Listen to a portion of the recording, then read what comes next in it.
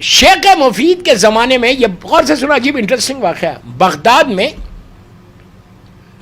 Baghdad میں یہ درس دے رہے تھے شیخ مفید. تو ایک شخص آیا، ایک آدمی آیا، آ کے کہا شیخ میں فلاں بستی میں رہتا ہوں اور وہاں سے آیا ہوں. ہماری بستی میں ایک عجیب واقعہ ہو گیا کہ ایک خاتون کا انتقال ہو گیا، ایک عورت کا، اور اس کی پریگننسی پوری پریگننسی تھی، 9 منتھس کی پریگننسی تھی، بچہ ہونے والا تھا، ماں کا انتقال ہو گیا. اب ہم کیا کرنا؟ پیٹ چیر کے بچے کو نکال کے ماں کو دفن کرنا یا ویسی دفن کر دینا؟ انسان ہے، خاکی انسان، انہوں نے کہا نہیں ویسی دفن کر دینا. وہ چلا گیا. 8 دن کے بعد پلٹ کے آیا. 8 دن کے بعد پلٹ کے آیا اور آ کے کہا شیخ میرے پاس ایک سوال ہے اور میں آپ کا شکریہ ادا کرنے آیا. انہوں نے پوچھا کیا شکریہ ادا کرنے آیا؟ تو کہا شیخ آپ نے ایک بچے کی جان بچا لی. تو انہوں نے کہا کیا ہوا؟ تو کہا آپ کو یاد ہے میں آ کے آپ سے میں نے پوچھا تھا کہ میں بچے کو نکال کے دفن کرنا پیٹ سے یا ویسی دفن کرنا؟ آپ نے کہا تھا ویسی دفن کر دو.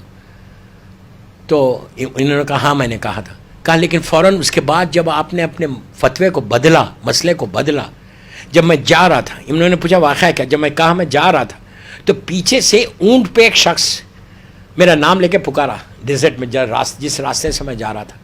میں پلٹا، میں رکا. انہوں نے کہا کہ اب شیخ مفید نے اپنے مسئلے کو بدل دیا ہے، تو جا ماں کے پیٹ کو چار کر اور بچے کو نکال اور ماں کو دفن کر دے. تو ہم نے ویسے ہی کیا، آج بچہ زندہ ہے. بس یہ سننا تھا. شیخ سمجھ گئے یہ کون تھا جس نے آ کے بچا لیا. حجرے میں گئے، اپنے گھر گئے، جا کے اتنا روئے، رو کے کہا مولا آج کے بعد میں کوئی فتویٰ نہیں دوں گا. آج ہم گھروں میں بیٹھ کے بھی دیتے ہیں، ڈرائنگ رومز میں بیٹھ کے، یہاں نہیں دیتے، میں ایک جنرل بات کر رہا. تو پلٹ کے کہا مولا اب شیخ بوڑھا ہو گیا، اب آج کے بعد فتویٰ نہیں دوں گا. اسی دن رات میں شب میں خواب میں زمانے کا امام آیا.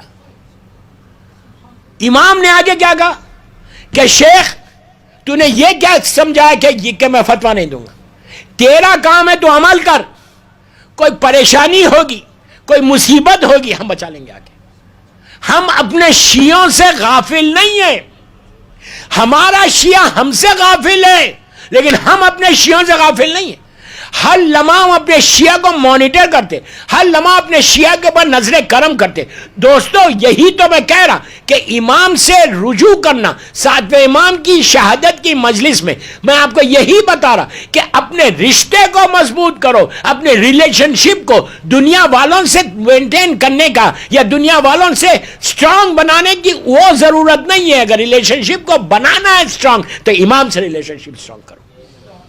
جتنا تمہارے امام سے ہوگا یو ول گیٹ اٹ. اب 7ویں امام کا ایک عمل دے دیتا جو ایک طریقہ ہے. اس امام کو باب الحوائج بولتے ہیں، باب المراد بولتے ہیں.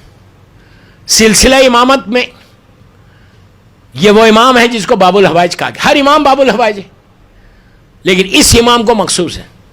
خاندان اہل بیت کا یہ دوسرا باب الحوائج ہے. پہلا باب الحوائج آپ سمجھتے وہ کون ہے؟ وہ کہ جو سیدانیوں کے پردے کا محافظ تھا، مولا عباس ہے باب الحوائج، یا امام موسیٰ کاظم علیہ السلام. امام کا بہت سمپل ایک عمل ہے، مشہور ہے عراق میں بڑا، اور اتنا مجرب عمل ہے. آپ کی جاب کا کوئی پرابلم ہے، رسک کا پرابلم ہے، بزنس کا پرابلم ہے، رشتے کا پرابلم ہے، ہسبینڈ اینڈ وائف کے ریلیشن شپ کا پرابلم ہے، کوئی پرابلم ہے تمہارا، کوئی تکلیف ہے، کوئی مصیبت میں، کوئی پریشانی میں، 7ویں امام کا یہ عمل کرو. اس لیے کہ اس امام کو باب الحوائج کہا گیا. کراچی میں تو ایک پورا امام بارگاہ ہے، بدھ کا امام بارگاہ بولتے ہیں. جو کراچی والے ہیں وہ تو جانتے ہیں، آج بھی مشہور ہے کراچی میں. وہ عمل میں نہیں دے رہا جو کراچی میں کیا جائے، اس لیے کہ اب آپ لوگ بیٹھے ہوئے ہیں، آپ جانتے ہیں کراچی کا تو بڑا مشہور. کراچی والوں سے پوچھیں کہ یہ 7ویں امام کا امام بارگاہ جو ہے وہاں پہ بدھ کا امام بارگاہ سے مشہور ہے. وہاں پہ ایک تصویر بڑی مجرب.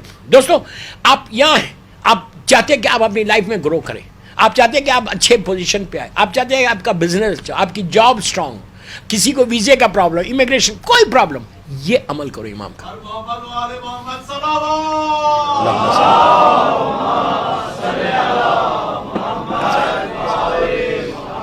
یہ عمل کرو امام کا عجیب مجرب عمل، اس لیے کہ باب الحوائج ہے امام، حاجتوں کا پورا ہونے والا دروازہ. ہر امام باب الحوائج، میں یہ نہیں بول رہا، لیکن اس امام سے یہ لقب مخصوص ہے. میرا مولا بھی ہے، مولا حسین بھی ہے، انشاءاللہ جب مولا کی پڑھوں گا تو اس میں بتاؤں گا آپ کو. بہرحال تو یہ امام بڑا دعاؤں کو پورا کرنے والا. بہترین عمل ان کا کیا؟ 2 رکعت نماز پڑھو مصعب بن جعفر سے، نیت کرو کہ میں حاجت کی نماز پڑھتا ہوں مصعب بن جعفر سے، خود بتائیں بالکل فجر کی نماز کی طرح. پہلی رکعت میں سورہ کوثر، دوسری رکعت میں سورہ خل، یہ نماز پڑھ کے 14,000 ٹائم سلوات پڑھنا ہے. آپ اکیلے نہیں پڑھ سکتے، آپ لوگوں کو بلاؤ، ویکینڈ پہ کرو، 10 12 15 20 اپنے لوگوں کو بلاؤ، کوئی مشکل نہیں. 14,000 مرتبہ صرف سلوات پڑھنا ہے، بسم اللہ الرحمن الرحیم، اللہم صلی علی محمد وآل محمد وعجل فرج، اور امام کی بارگاہ میں ہدیہ کرنا. 5 قسم کے پھل منگاؤ اور امام کی نظر دے دو. Very simple. لیکن یہ ایسا مجرب عمل ہے امام کا کہ عمل کرنے کے بعد دعا کرو، تم دیکھنا 14 دن کے اندر، 14 ڈیز کے اندر کیسے تمہارے 14 ڈیز تو میں زیادہ بول رہا، یہ کن فیکن کا معاملہ ہے. یہاں پہ ایک لمحے میں تمہاری دعا قبول ہو سکتی. ان کی بارگاہ میں کوئی کمی نہیں ہے، مانگنے کا سلیقہ نہیں ہے، عطا میں کمی نہیں. اللہم صلی علی محمد. کوشش کرو یہ عمل کرنے کی. مصعب بن جعفر کا یہ عمل صرف 14,000 سلوات پڑھ کے امام کی بارگاہ میں حج. اپنے گھر میں بھی کر سکتے، امام بارگاہ میں کرتے، امام بارگاہ میں کرو، گھر میں کرتے گھر میں کرو، جہاں کرنا ہے کرو. اس امام سے مانگو، اس لیے کہ یہ اللہ کا وہ محبوب بندہ، جیسے اللہ مانگتے ہو تو اللہ خوش ہوتا ہے، ویسے امام سے مانگتے ہو تو امام تم سے خوش ہوتا ہے.